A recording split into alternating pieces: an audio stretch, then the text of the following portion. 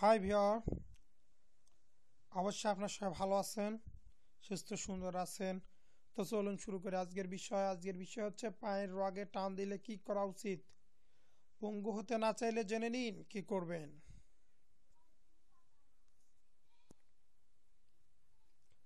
ঘুমিয়ে আছেন, হঠাৎ পায়ের মাংসপেশির টানের ব্যথায় কুকিয়ে উঠলেন আপনি। এমত অবস্থায় পা সোজা বা ভাঁজ করা সম্ভব না। একটানা পা ভাঁজ করে রেখে হঠাৎ সোজা করতে গেলে পায়ের পেশিতে টান পড়ে, তখনই পায়ের পেশিতে বা রগে প্রচণ্ড ব্যথা অনুভব হয়।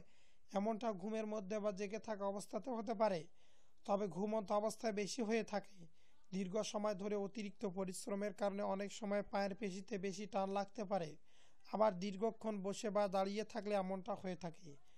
আরও নানান কারণে হতে পারে, যেমন পানি শূন্যতা, মাংসপেশি ও স্নায়ুতে আঘাত, রক্তের পটাশিয়াম, ক্যালসিয়াম ও ম্যাগনেসিয়ামের অভাব, কিছু ঔষধের পার্শ্ব প্রতিক্রিয়া যেমন হাইপারটেনশন ও কোলেস্টেরল, কয়েকটি বিশেষ ভিটামিনের অভাবে হয় যেমন ভিটামিন বি, বি1, বি5, বি6, কিছু বদ অভ্যাসের কারণে যেমন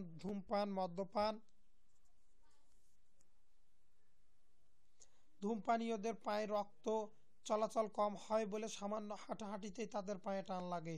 গর্ভ অবস্থায় বিভিন্ন স্নায়ুতে চাপ পড়ে থাকে, তাই ওই সময় পায়ের পেশিতে টান লাগা স্বাভাবিক ব্যাপার। আবার হাইপারটেনশন জনিত ডিজম, কিডনি ফেইলর, মেস্ট্রুয়েশন, গর্ভসঞ্চার ইত্যাদির কারণে পেশিতে টান লাগতে পারে।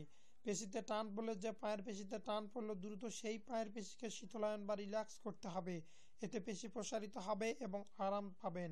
পেশিকে প্রসারিত করার নিয়ম হলো, আপনারা যদি হাঁটুর নিচে পায়ের পিছনের মাসলে টান লাগে, তাহলে পা সোজা করে হাত দিয়ে পায়ের আঙ্গুলের মাথাগুলো ধরে আপনার দিকে আস্তে আস্তে টানুন।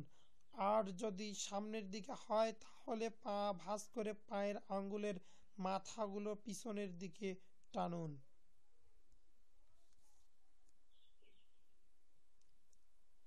অনেক সময় উরুর পিছনে এমনটা হয়।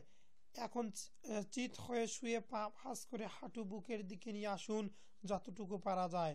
আর উরুর পিছনের পেশিতে আলতো হাতে আস্তে আস্তে মালিশ করুন, আরাম পাবেন। আর যদি পেশি শক্ত হয়ে আসে, তখন ওয়াটার ব্যাগ বা হট ব্যাগের মাধ্যমে কিছুক্ষণ গরম সেঁকা দিন আক্রান্ত পেশিতে। আবার যদি পেশি বেশি নরম ও ফুলে যায় আর ব্যথা থাকে, তাহলে তাতে আইস ব্যাগ দিয়ে ঠান্ডা সেঁক দিন, বেশ আরাম পাবেন। প্রত্যেকের বাসায় মুভ বা ভিক্স জাতীয় ব্যথানাশক বাম বা জেল থাকে, তা দিয়ে আলতো হাতে মালিশ করা যেতে পারে ওই পেশিতে। আর পেশি টানযুক্ত অবস্থায় ভালো থাকলে পটাশিয়াম, ক্যালসিয়াম ও ম্যাগনেসিয়াম যুক্ত খাবার খান। শাকসবজি, ফল, খেজুর, দুধ ও মাংসতে পর্যাপ্ত পরিমাণে ক্যালসিয়াম, ম্যাগনেসিয়াম ও পটাশিয়াম রয়েছে, তাই এই খাবারগুলো বেশি বেশি খান। নেশাজাতীয় বদ অভ্যাস থাকলে তা থেকে বেরিয়ে আসতে হবে। প্রয়োজনে ডাক্তারের পরামর্শ নিন। সুস্থ থাকুন, সুন্দর থাকুন এবং আমাদের চ্যানেলটিতে অবশ্যই সাবস্ক্রাইব করুন এবং ভিডিওগুলো সবার সাথে শেয়ার করুন। সবাই ভালো থাকবেন, সুস্থ থাকবেন, সুন্দর থাকবেন। আল্লাহ হাফেজ।